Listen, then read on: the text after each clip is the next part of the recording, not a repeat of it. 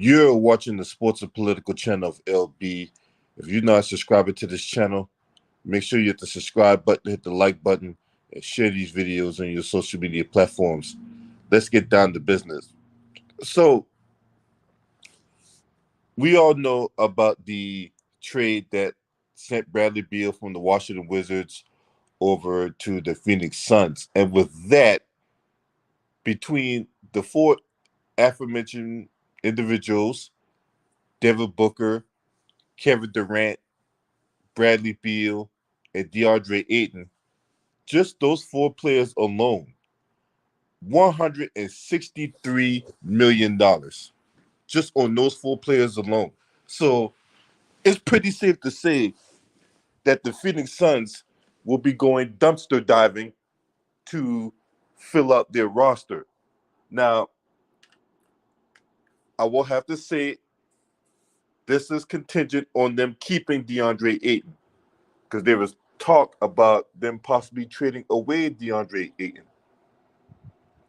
But in actuality, when I ran the numbers yesterday, 162,866,661. So if you round that up, then yes, it will essentially add up to $163 million.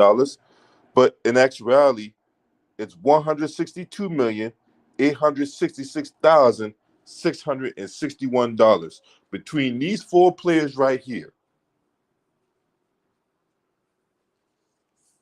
That means they're going dumpster diving. The Phoenix Suns will be scraping the bottom of the barrel to try to find depth and trying to round out that roster. Mm-hmm. Now, some people probably will say that the Phoenix Suns are a super team. Well, I'm one of the ones that'll throw cold water on that because this is the thing. DeAndre Ayton's not a superstar. Devin Booker is not a superstar. Bradley Beal is not a superstar. The only superstar they have on that team is Kevin Durant. They just have inflated salaries. So I know a lot of people like to throw out that word super team, but the Phoenix Suns are not a super team. They might be paid like one, but those guys aren't superstar players outside of Kevin Durant.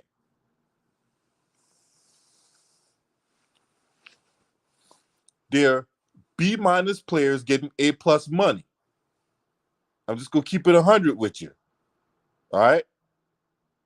I'm just keeping it 100 with you. Which brings us to these individuals right here, because these are the guys who are most notably, according to Chris Haynes, are going to be the guys that's going to work out for the Phoenix Suns. So the guy off to the left, former Laker and journeyman Stanley Johnson. Guy in the center, former lottery pick and Jabari Parker out of Duke. And the guy on the right is Chason Randall.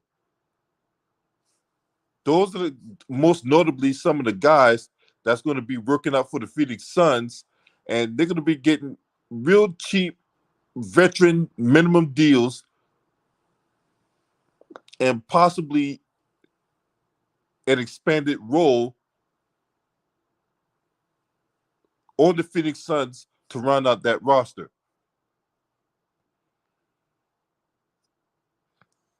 Mm-hmm.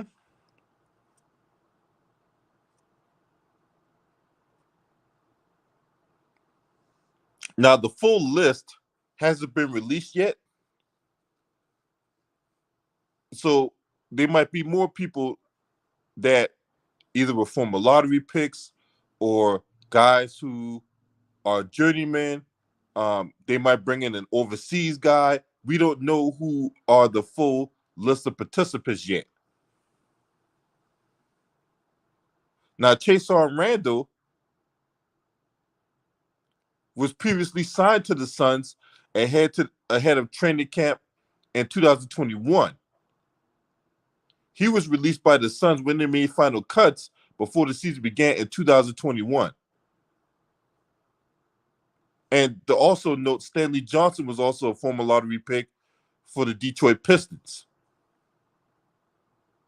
Now, Jabari Parker, he's 28 years old. He was the former number 2 overall pick in the 2014 NBA draft out of Duke. He did not play in the NBA last season and has battled injuries throughout his NBA career.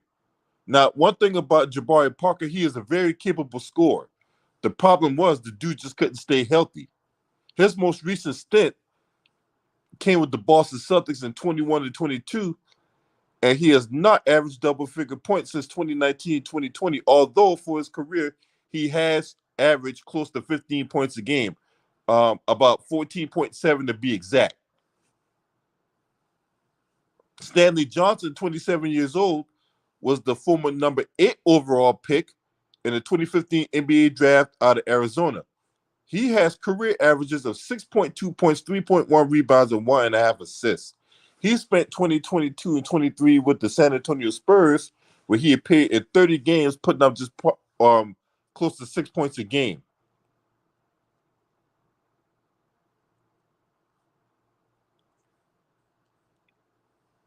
So they have a lot, and I do mean a lot, of roster spots to fill. So you could probably see a scenario where a guy like Chason Randall is in the starting lineup because they do need a point guard, unless they're going to have either Bradley Beal or Devin Booker be the point. So Frank Vogel got a lot of decisions to make. Him and his other cohort, the assistant coach over there, what's that guy's name? Take that for data. What's his name? David Fizdale. That's his name. David Fizdale. So they got some decisions to make on rounding out this roster. Now, when we get more information as to who else will be involved in this workout, I'll pass it along on this channel. But two things to note before I sign off of here. Stanley Johnson is a very capable defender. He's a very capable defender. So if you have him in the starting lineup, you can stick Stanley Johnson on the other team's best offensive player, because Stanley Johnson can play defense. But the good thing about Stanley Johnson's situation is you're not asked to score. All you're asked to do is basically get on the floor and D up the other team's best offensive player. So they're going to basically have him essentially as the same kind of role as a PJ Tucker. Jabari Parker, a very capable offensive scorer. So maybe a guy like Jabari Parker, when maybe KD's in foul trouble or the other guys don't got it going, Jabari Parker could be the other scoring option that a lot of people have forgotten about. But I haven't forgotten about Jabari Parker. Jabari Parker can play. He just can't stay healthy. That's been his whole issue for Jabari Parker.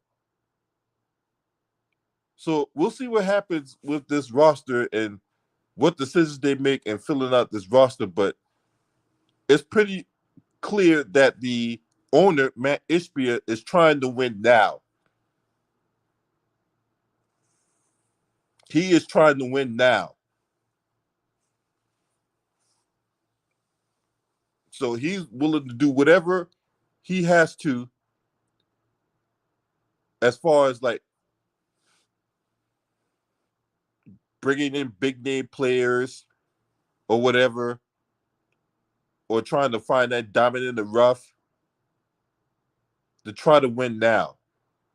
And one thing about these owners, they do not mind going over the luxury tax if that means this team is going to have a potential of going to the NBA Finals, because they'll just make the money back. So that's why you see the Golden State Warriors and the Boston Celtics, they don't mind going over the luxury tax because they know they make that money back when their team is deep into the playoffs. Or it could work against you, like the Brooklyn Nets a couple years ago, where they had, KD and Kyrie and James Harden or whatever. And James Harden ended up getting traded to the Sixers. Uh, Kyrie and KD weren't happy there, and then they end up losing like $100 million. So there's risk to going over the luxury tax, especially if your team underperforms. But if you're not subscribing to this channel, make sure you hit the subscribe button, hit the like button, share these videos on your social media platforms.